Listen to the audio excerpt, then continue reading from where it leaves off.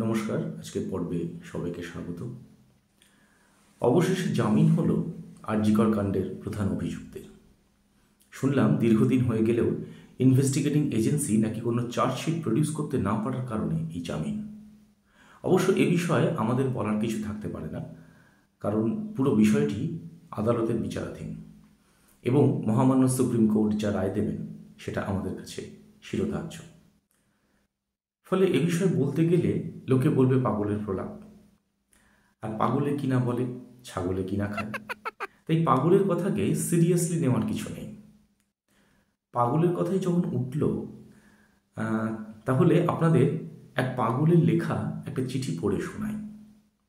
পাগল লিখছে, হে পৃথিবী, আজ তোমাকে এমন এক আজব দেশের কথা জানাবো যে দেশটা সম্পর্কে ইতিহাসের মহান বীর আলেকজান্ডার তার সেনাপতি সেলুকাসকে বলেছিলেন, সত্য সেলুকাস, কি বিচিত্র এ দেশ। ঐতিহাসিকদের ভাষায় ইউনিটি ইন ডাইভার্সিটি।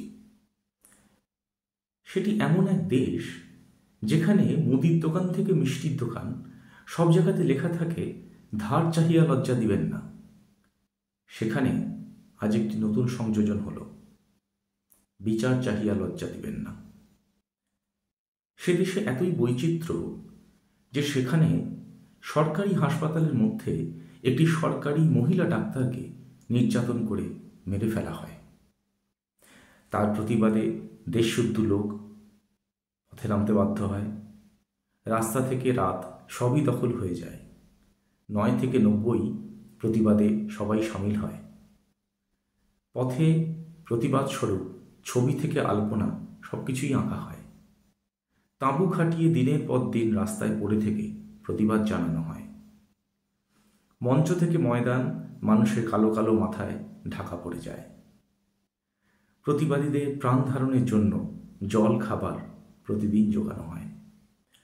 মেরুদণ্ডের রেপ্লিকা প্রদর্শিত হয়। বের হয় মোমবাতি মিছিল, লেখা হয় প্রতিবাদী গান, অপসারিত হন কমিশনার। শাসক বিরোধী চাপানো উত্তর জল গড়ায় হাইকোর্ট থেকে সুপ্রিম কোর্ট। সবই হয় এবং এবং অবশেষে অভিযুক্তের জামিনও হয়। সত্য সেলুকাস, কি বিচিত্র এ দেশ। তবুও মানুষ বাঁচে। হত হওয়া আশা নিয়েও মানুষ বাঁচে। খুব সম্ভবত পাগলটা এখানে হতাশার কথা বলতে চেয়েছে।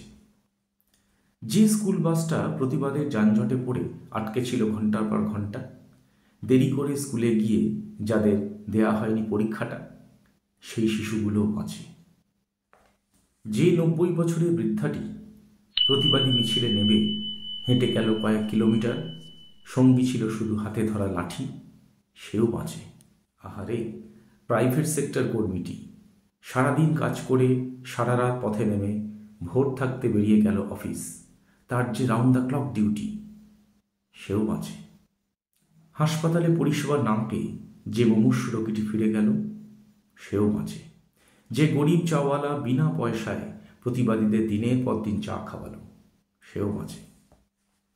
যে গৃহকর্তা ছেলে মেয়েগুলোর মুখ চেয়ে নিজের বাথরুমটা পর্যন্ত খুলে দিয়েছিল, সেও বাঁচে। যে মানুষগুলো সুদূর জেলা থেকে এসে প্রতিবাদীদের মনোবল বাড়িয়ে গেল, তারাও বাঁচে। যে রিক্সাওয়ালা ভাইয়েরা নিজেদের পেট কেটে প্রতিবাদ জানালো খালি রিক্সা নিয়ে পথে ঘুরে ঘুরে, তারাও বাঁচে। সন্ন্যাসী ফকির থেকে ফিল্ম স্টার সবাই বাঁচে। আর বাঁচে হতভাগ্য মেয়েটির বাবা মা, আত্মীয়, প্রতিবেশীরা। সবাই বাঁচে কারণ বাঁচতে হবে। শুধু রণে বনে জলে জঙ্গলে আকাশ বাতাস অন্তরিক্ষে ব্যাকগ্রাউন্ড বা ফোরগ্রাউন্ডে একটি কথা প্রতিধ্বনিত হয় বারে বারে, still we want justice because we deserve justice. সবাই ভালো থাকবেন, অ্যাটলিস্ট ভালো থাকার চেষ্টা করবেন। নমস্কার।